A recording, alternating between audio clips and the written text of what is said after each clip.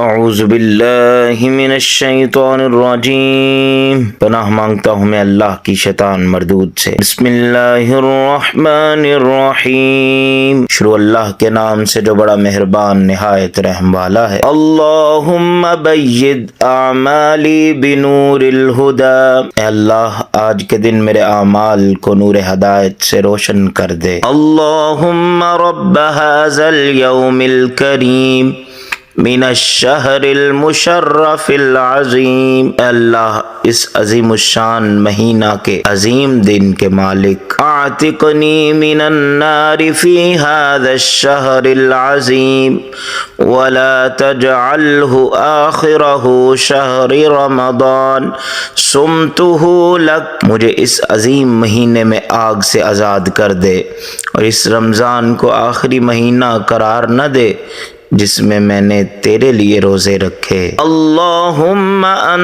تلہمنی الخیر وتعطینی، اے اللہ مجھے نیکی کرنے کی ترغیب دے اور مجھے بھلائی عطا فرما۔ یا رب المستضعفین وادعوک باسمائک الحسنی، اے مظلوموں کے رب میں تجھے تیرے خوبصورت ناموں سے پکارتا ہوں۔ اللہم اجعل لی من امری فرجا ومخرجا، اے اللہ مجھے میری مشکلات سے نکلنے کا کوئی آسان طریقہ بتا دے۔ وقذف رجاک فی قلبی حتی لا ارجو احدا سواک علیک، اور اپنی امید میرے دل میں ڈال دے تاکہ میں تیرے سوا کسی کی طرف متوجہ نہ ہوں۔ ولا تہلک روحی وجسدی فی طلب ما لم تقدر لی، اور میری روح اور جسم کو